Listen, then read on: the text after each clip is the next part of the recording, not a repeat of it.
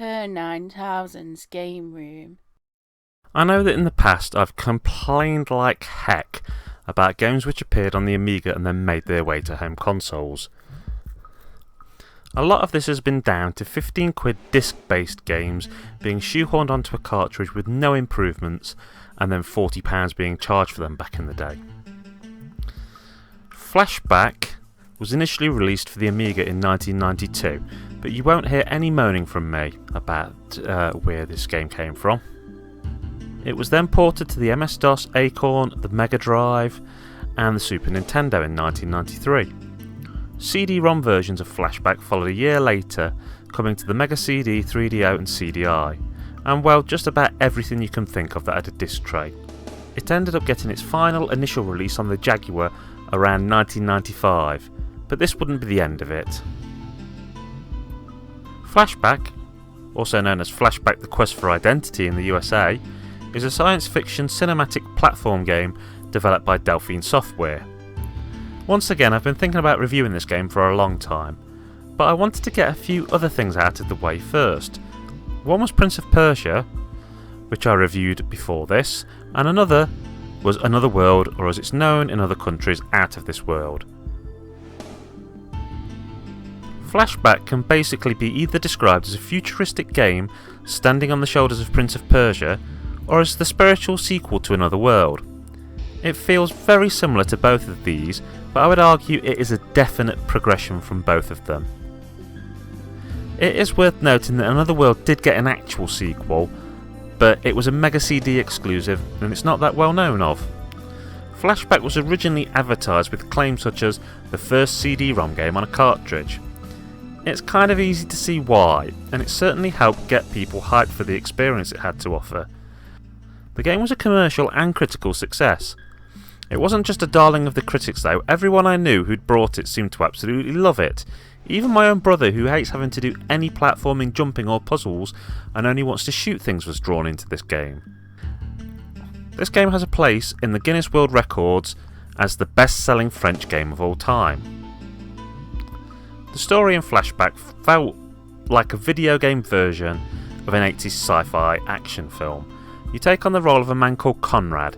Now somehow Conrad has lost his memory and is being chased by the police. Initially you have no idea who you are or why you're being chased, but soon you find a holocube which contains a message Conrad has recorded for himself, which lets him know that he should make his way to the city and find his friend. The game always sort of reminded me of a combination of films such as Blade Runner and Total Recall, and I think these kind of mental comparisons really work in its favour.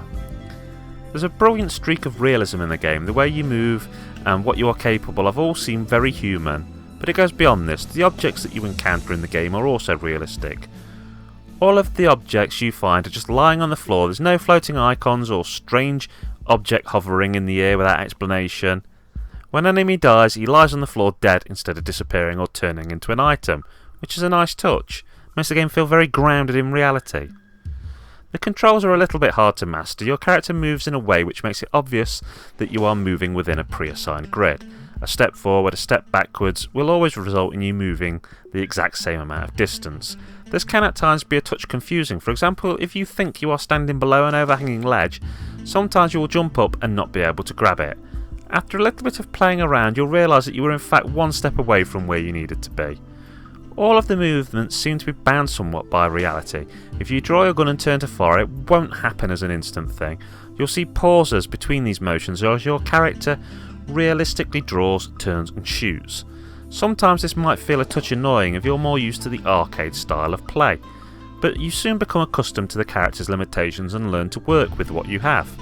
For the modern player, this game lacks a tutorial. You feel very thrown into the thick of things, but this is just the way a lot of games were back then. I loved the graphics back then, and I still love them now. They're a mix of the closest that could be gotten to realistic back then and a sort of classy cartoon.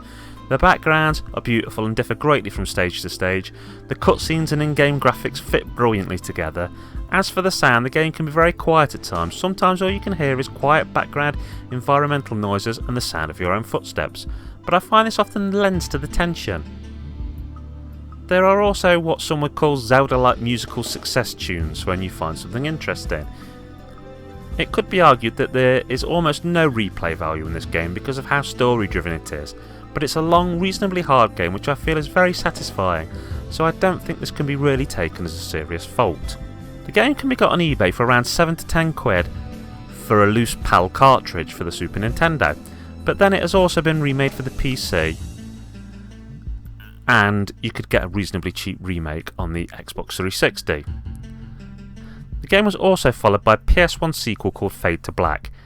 It was years since I've played this, and I seem to remember it was a good game as well, but not anywhere near as good as Flashback. I would give Flashback a good solid 8 out of 10. I'm very much a fan of it. An important thing to realise at the moment is that the game has actually seen a re-release on the Switch. And on this Switch version you can pick between classic sounds and graphics or a slightly more modernised look. I downloaded this for the purpose of this review because I thought it'd be an interesting way to end things. It is on sale for the Switch at the moment for 99p instead of its usual about £19. You need to grab it for this price. Played in classic mode, it plays exactly like the SNES one, and played modern, they've actually done some good things. You know, earlier I said there was no tutorial? Well, they've now put in tutorial cues that tell you how to pick things up, how to draw your gun.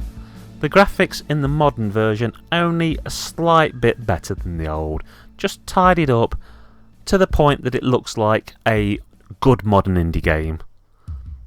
But it's a brilliant way to experience this game. Okay, so I definitely recommend that you give Flashback a go. Whether you try it on the original SNES or you download the Switch version, however, give it a bash. Brilliant game. It's Kerr9000 signing off. Keep on gaming.